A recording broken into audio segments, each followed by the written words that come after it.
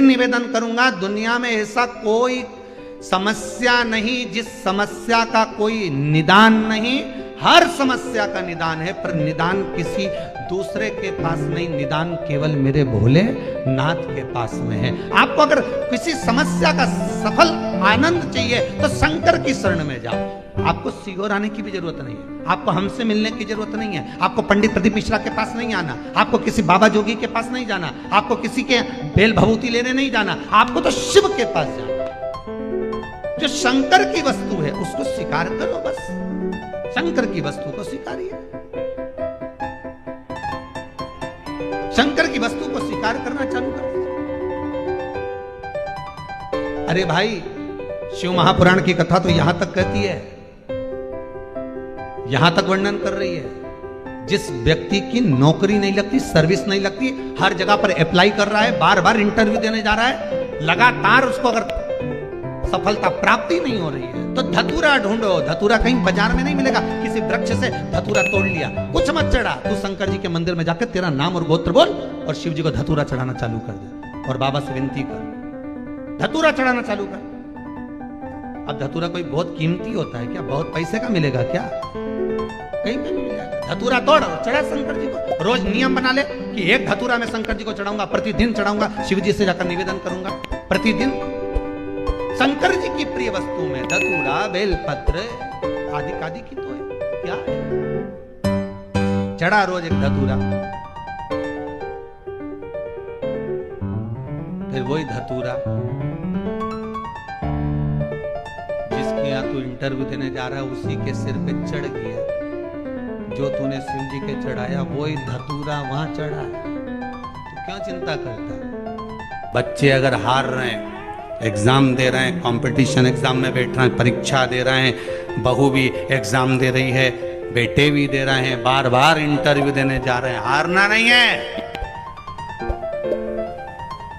शंकर पर विश्वास रखो, भगवान शिव का स्मरण कर कर, शिव का अनुमोदन कर कर, शंकर का भजन कर कर, शिव नाम का स्मरण कर कर जाओ तो सही। सबसे ज्यादा खुशी इस बात की है आज के पर्चों में कि इसमें जितने पर्चे हैं, इसमें सबसे ज्यादा पर्चे इस बात के हैं कि मेरे बच्चों की सरकारी नौकरी लग गई, जॉब लग गई, ये लग गया, वो लग गया। सबसे ज्यादा खुशी इस बात की। और फिर निवेदन करूंगा, ये पर्चे हमारे जाने के बाद यही रहते हैं, आप भी पढ़ लिया करो। हम थोड़े बहुत नहीं पढ़ पाते हो तो आप पढ़ लेना, पढ़ लिया। खुशी इस बात की है, हिम्मत ना हारिएगा, हारिया ना हिम्मत बिसारिया ना राम। शंकर का अनुमोदन करते जाओ, शिव का स्मरण करते जाओ, भगवान की भक्ति को धारण करते जाओ, आगे बढ़ते जाओ। एक बात याद रखना, अगर किसी एग्जाम में बैठ रहे हो, बहुत बार बैठ चुके हो, नहीं हो रहा, तो कच्चे दूध में थोड़ी सी काली मिर्च को पीस कर डाल लीजिए। फिर काली मिर्च आ गई, ध्यान रखना। कच्चे दूध में थोड़ी सी काली मिर्ची को पीस कर डाल लीजिए। महाराज, थोड़ा सा कच्चा दूध बेलपत्री के पेड़ के नीचे समर्पित कर दीजिए, अपना नाम और गोत्र बोलकर। थोड़ा सा कच्चा दूध उसी में से शंकर भगवान को चढ़ा दीजिए। फिर एक कलश जल का साथ लेकर जाइए, जो शंकर भगवान पर जल चढ़ा कर आइए। फिर जिस एग्जाम में जा रहे हो उसमें आप चले जाइए, बाबा आपको सफलता प्रदान करेगा ही, ये पक्का। काली मिर्च शत्रुओं का नाश करती है,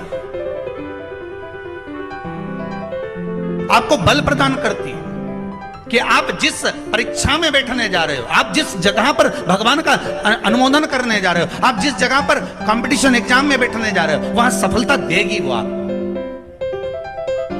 अगर कहीं भटक भी गए, हट भी गए, तो वो सफलता देगी।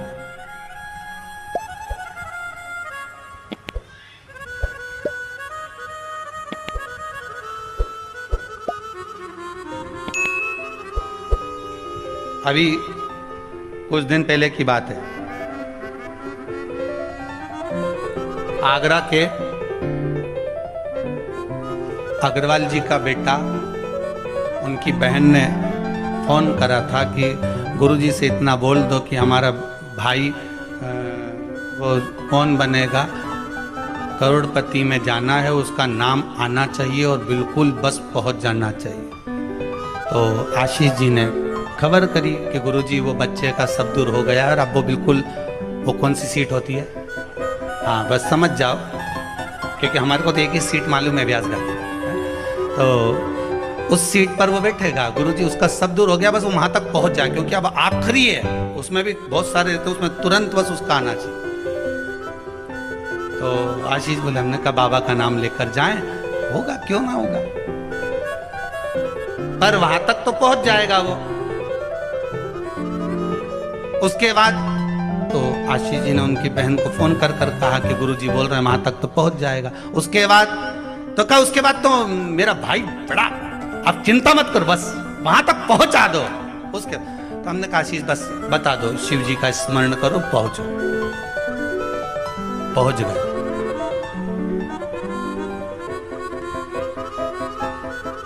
अब फिर बोली, बात याद रखना, गुरु कह रहा है कि पेड़ पे झंडा बंद, गुरु जी ने ऊपर चढ़ा दिया।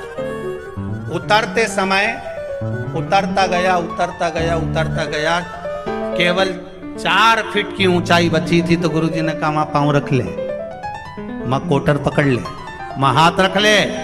चेले को गुस्सा आ गया, बताओ मैं इतनी ऊपर से नीचे तक उतरा तो गुरुजी एक शब्द नहीं बोला और अपने आप को गुरु पद दिखाने लगे। नीचे उतरा तो गुस्से में लाल हो गए। गुरुजी ने पूछा, बेटा आराम से उतर गया? हाँ गुरुजी, पर आपकी ये बात बहुत गलत लगी मुझे। कौन सी?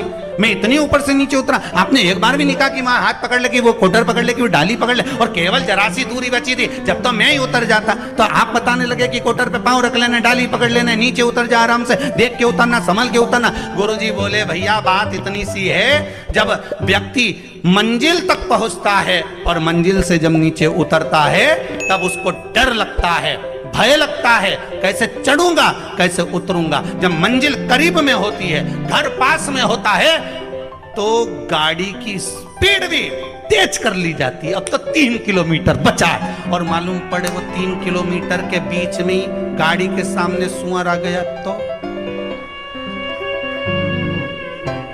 विचार करिएगा जरा, बहुत सोचने वाली बात है। पशुपति व्रत आप कर रहे हो, पशुपति व्रत आप धारण कर रहे हो, पर निवेदन केवल इतना सा है कि आपकी स्पीड का ध्यान रखना, आपकी स्पीड का ध्यान रखिए। आप शंकर का भजन कर रहे हो, आप स्पीड का ध्यान रखिए। कहीं हमारे व्रत में, हमारी पूजन में, हमारे भगवान की भक्ति में कहीं अहंकार तो नहीं आ गया? वो स्पीड देखना पड़ेगी। अहंकार तो नहीं आ गया, अभिमान तो नहीं आ गया? हम भगवान की भक्ति में डूबने वाले हैं, भगवान मिलने वाला है, बिल्कुल सम्मुख में हमारा काम होने वाला है, पर हम क्यों नहीं पहुंच पा रहे? हम वहां तक क्यों? कई लोगों के साथ होता है, सामने थाली लग जाती है, भोजन करने की तैयारी होती है, थाली सरक जाती है, बिल्कुल होने वाला है, बिल्कुल लग गया, अपना तो नाम ही है, और मालूम पड़े गायब। कहीं स्पीड तो तेज नहीं कर ली हमने अपनी गाड़ी की? कहीं अहंकार में तो नहीं डूब गए हम? इसका स्मरण रहे। अहंकार में 3 गए धन, वैभव, वंश, ना मानो तो देख लो रावण, कौरव और कंस। एक जगह कहीं विचार करिएगा।